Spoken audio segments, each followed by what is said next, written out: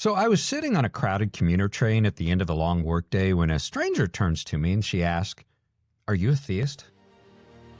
I paused for a moment trying to process what she was asking me, and then I said, "Well, yeah, I am." I didn't hesitate to say it. But when she pressed me to kind of explain why, I realized something uncomfortable for myself. I mean, I had faith that I had never really examined. I mean, I believed in God, but I found I was lacking to provide the why behind why I believe. And that was the moment that changed everything for me. And this is the story behind Apollos Answers. My name is Ken Koger. Join me as we explore age-old questions and the compelling answers behind why Christians believe. Whether you're a believer or a skeptic, we dig into the archaeology, history, and the evidence to offer rational, reasoned answers for the Christian faith. This is Apollos Answers. So like I said, it had been a long work day at downtown Chicago, and like I'd done many, many times before, I boarded the metro train at Union Station, and I was getting ready to head back out to the suburbs. And so rush hour was in full swing, train was crowded, and after walking through a few cars, the only open seats that I could find was kind of on the upper deck. Now, if you've ever ridden up there, you know those seats aren't, they're not really arranged real well. They're arranged side by side. They face the middle of the car, and then your knees are almost touching the railing. So it's pretty close, and it's not exactly built for having any sort of long conversations. So a few moments go by, and other people were boarding the train car, and as the boarding was going on, this young woman comes up. She's probably in her late 20s or early 30s, and she sits down next to me, and we exchange just some polite commuter talk, nothing unusual. So I pull out my phone and I started scrolling, and I was kind of mentally ready to check out for the ride home. And as the train pulls out of Union Station, she taps me on the shoulder. I look over at her, and she goes with complete seriousness. She asks me, she goes, "So, are you a theist?" I paused for a moment. It's not exactly how most conversations start on a commuter train. So I remember quickly processing what she was asking me, and even the word theist made me pause. So after a second, I answered her honestly. I said, "Well, yeah, I am." And that simple answer opened the door to a conversation that she had clearly been waiting to have. So for the next, half hour or so, we talked about worldviews. We talked about God. I mean, she was an atheist, and she knew exactly why she believed what she believed. And I tried to guide the conversation by asking questions, and I really wanted to understand her position, and I responded where I could. But as the conversation moved into more science and morality and meaning and God, I mean, something really became painfully clear for me. I didn't have all the answers that I thought I did. I mean, I believed strongly, but when pressed to explain why I believed, I found myself searching for the words. And I ended up leaning more on feelings and upbringing and on assumptions. And in that moment, I really realized that, that's not enough. Eventually, when her stop came, we kind of wrapped up the conversation respectfully. She steps off the train, and as the doors were closing and the train began moving again, there was a gentleman that was sitting across from me. He's kind of listening to the whole thing, and he leans over and he says quietly to me, he says, "You handled that really well." I mean, I thanked him, but I told him I didn't think I did. And inside I knew I hadn't, because I knew I was unprepared. And later that night, I told my wife about the encounter, and I replayed kind of the whole conversation for her almost word for word. And I remember saying something very specific to her. I said, I never want to be caught in that situation again unprepared. And so it was that moment on a crowded metro train that kind of became the catalyst for me, or for a journey for me that I had no idea I was about to begin. So that train ride kind of stayed with me far longer than I expected it to. Not because of an argument. It really wasn't an argument. It was more of a conversation than an argument. But because I realized something deeper. I realized that my faith, something that I held my entire life, had really never been tested. And if what I believed was true, it should be able to stand up to honest questions. And so it was not long after that I was scrolling through social media, and I read a story online that really hit kind of close to home for me.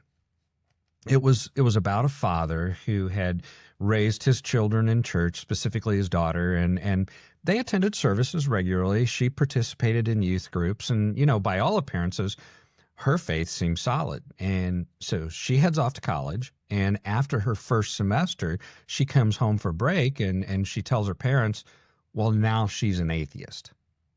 And when her father asked her why, her response was simple. He said, well, my professors could explain why Christianity wasn't true, and nobody at church ever explained why it was. And that story kind of shook me, because I could easily imagine me being that father, and I could actually imagine being that student too. So too many believers today grow up surrounded by faith, but they're never really equipped to understand it. And I know, because I was one of them. And so when belief meets pressure out in the real world, whether it's a classroom or a conversation or a culture at large, it collapses under pressure unless you're prepared. And so around that same time, there was a third incident for me. And as I said before, I worked in downtown Chicago. I was a financial advisor, so I was working in one of the tall office buildings down there. And one of my fellow advisors in the office happened to be an Orthodox Jew. Now, he and I hit it off kind of right out of the bat. We had a lot of things in common. We would talk about all kinds of things, whether it be hiking or exercise or cycling or, whatever it was. And we would end up going out to lunch a lot. We had these great conversations over lunch. And so it was during one of these lunch breaks that I learned that he and I could both talk about our respective religions with each other. Now, mostly it was more about me asking lots of questions about Judaism because, growing up in the Midwest, I really wasn't exposed to that many Jews, and let alone Orthodox Jews. So I actually had a lot of questions, legitimately. So I listened, I asked questions, I learned.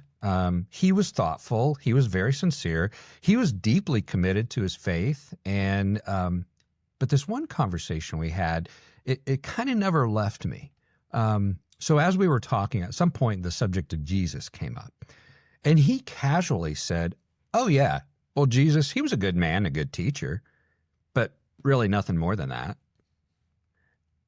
And that, something kind of stirred inside of me. I wanted to respond. I wanted to explain why Jesus is more than that, but I couldn't. Not really because I couldn't explain Jesus, but because I didn't understand the theological distinctions well enough between Christianity and Judaism. So I really didn't know how Judaism understands the Messiah. So once again, I believe deeply, but I couldn't articulate it very clearly. And that's when it hit me. Defending your faith isn't just about talking with skeptics. It's about understanding your own beliefs deeply enough to explain them across all kinds of worldviews. So it was, those moments weren't random for me. The train conversation, the father and the daughter, the lunch discussions, these were all pointing me kind of to the same truth. Faith needs a foundation. And that realization sent me on a journey over the next several years of really diving in and learning for myself, reading, studying, listening, learning. Really diving into Christian apologetics. And so I discovered something along the way that reason and faith, they aren't enemies. Evidence doesn't weaken your belief. It actually strengthens it. And so asking hard questions doesn't destroy faith. It actually refines it. And really looking back now, I see those moments for what they really were. They were invitations. Invitations for me to stop coasting on inherited beliefs that I had and really start pursuing more of an understood faith. Those moments where belief kind of meets reality, and I had to choose something. I had to choose either comfort or growth. And that choice changed everything for me. It changed how I read scripture, how I approach conversations, even how I see doubt. Because here's kind of what I learned along the way. Doubt isn't the enemy of faith. Often it's the doorway to a deeper understanding. And faith that's never questioned really isn't that strong. It's just untested. But faith that wrestles with truth, it comes out more refined. And that's the kind of faith that can really stand up anywhere to anything. And that's what Apollos Answers is all about. This podcast exists for, number one, believers who want to think deeply and really learn more about what they believe. Number two, it's for people who are seeking really honest answers. And three, it's for skeptics that are willing to challenge their conclusions and examine them.